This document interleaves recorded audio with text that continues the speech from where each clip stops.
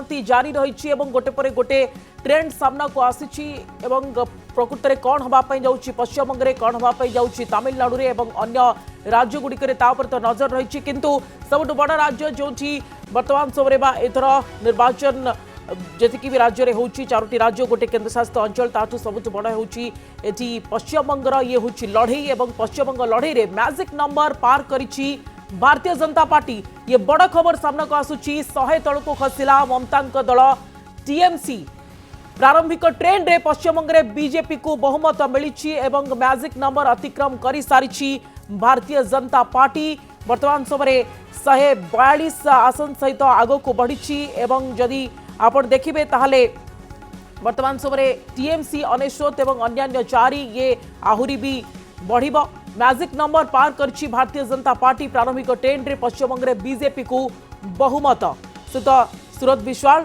आपण खुशी मु से कथा आउ टिके पूर्व कहूली खुशी मोर व्यक्तिगत खुशीर कथा नुहे कि माने आमर राजनीतिक दल दृष्टि भारतीय जनता पार्टी नुहे एटा देशर खुशीर आवश्यक प्रश्न सारा देश पाई गोटा विपज्जनक परिस्थिति सृष्टि होता पश्चिमबंग में किछि वर्ष है किछि दशंधि धरी सेठी गोटे गोटे आंटी नेशनल एक्टिविटी एक प्रकार प्रस्तुति चलता जोटा देश विपद देश तार निजर विकास कथा चिंता करने अपेक्षा जदि आत्मरक्षा कथा देशर सुरक्षा कथा आभ्यंतरीण सुरक्षा विषय मुंड खेलवाक अधिक पड़ो एवं शासन दायित्व थिबा नेतृत्व माने जदि ताको पैट्रोनाइज करवा इंटरनेशनल मानकू सेटा सबुठ चिंताजनक थिला ताहार एक परिसमाप्ति घटिया जाउची एइटा होची आश्वस्तर विषय एवं पश्चिमबंग जो भोटिंग होती यारी ऊपर भोटिंग होती माने माने से भल कम करुनथले प्रगति करुनथले विकास बाधा प्राप्त होता से गोटे दिग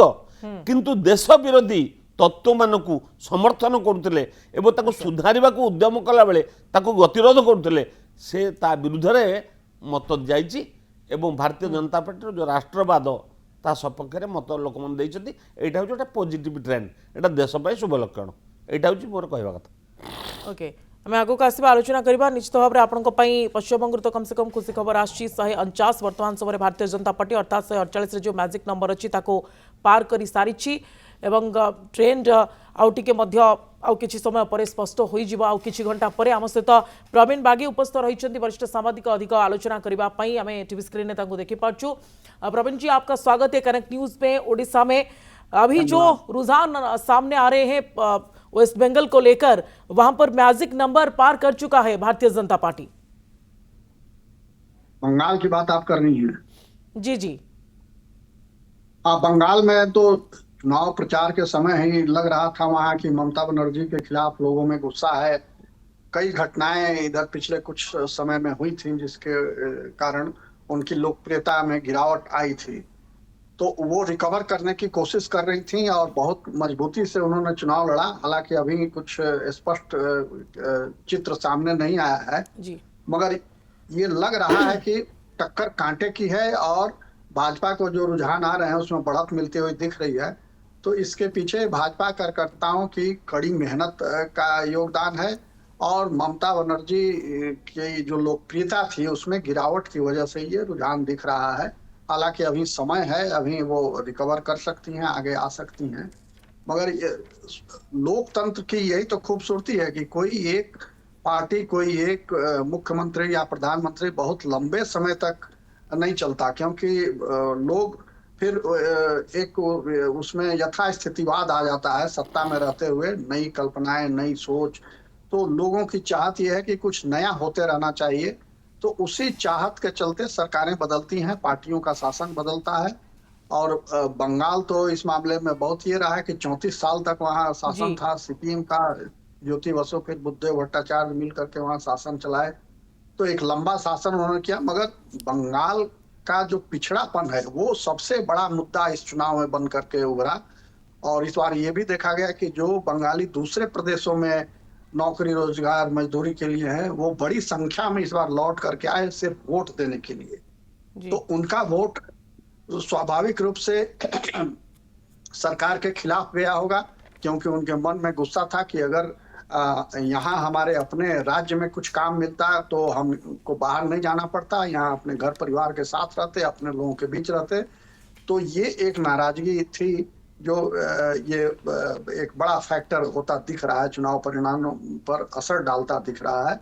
और जी। दूसरे की जो एसआईआर में जो नाम काटे गए, जो वोटर। घुसपैठिए जिनको बताया गया कि ये घुसपैठिए हैं, कुछ उसमें जेन्युइन लोग भी जरूर होंगे जिनके नाम कट गए, जैसे परिवार में आधे लोगों का नाम है, आधे कट गए, तो वो तो तो घुसपैठिए प्रवीण नहीं जी, कहे जा सकते क्या आप हैं। मानते हैं कि ये एक मगर बड़ा फैक्टर एसआईआर का रहा?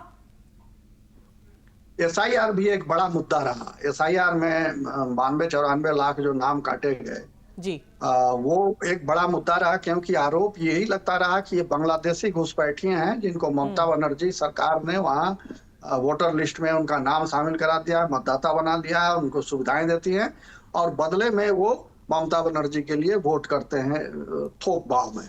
तो एसआईआर का असर तो जरूर दिखेगा।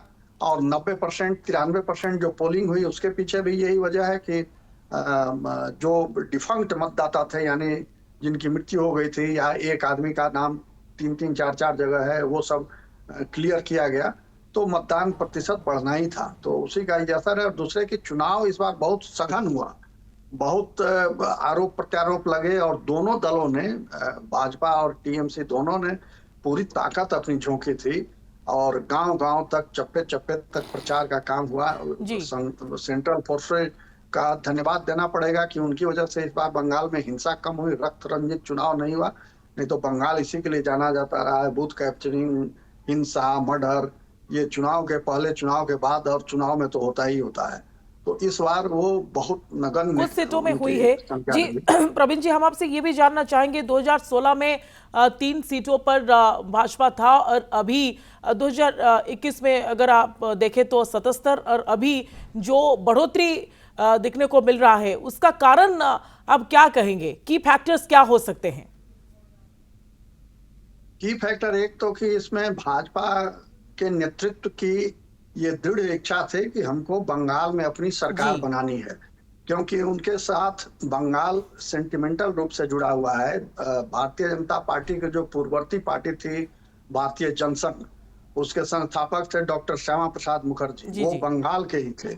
और पहले वो हिंदू महासभा की राजनीति करते थे, फिर उन्होंने भारतीय जनसंघ की स्थापना की आरएसएस के साथ सहयोग करके। तो वो अपने संस्थापक के प्रदेश में अपनी दखल चाहते थे भाजपा के की लीडरशिप, तो इसलिए उसने पूरी ताकत लगाई और उस हिसाब से योजना बनाई। आप देख रही हैं, आप कह रही हैं कि 2 सीट थी, फिर 2 से 21 हुई, फिर 77 हुई और अब देखिए सरकार बनाने के करीब पहुंचती दिख रही है भाजपा। तो ये उनकी लगन थी और उसके लिए उन्होंने बहुत कुर्बानी भी दी है और योजनाबद्ध तरीके से प्लानिंग करके कि कैसे कहाँ-कहाँ हमारी कमजोरी है और उसको कैसे हम अपने पक्ष में मोड़ सकते हैं, जो मुद्दे हमारे खिलाफ हैं, जो जहाँ संगठन कमजोर है उसको कैसे मजबूत करें, किस नेता को आगे बढ़ाएं, किस नेता को थोड़ा विश्राम करने का मौका दें। ये सब बहुत ग्रास रूट लेवल पर वहाँ कैंपेन किया गया, ये सब स्टडी करके उस हिसाब से रणनीति बना करके, तो आज वो परिणाम दिख रहा है। और दूसरे की ममता बनर्जी, जो मैंने पहले भी कहा कि उनकी लोकप्रियता में बहुत गिरावट आई थी।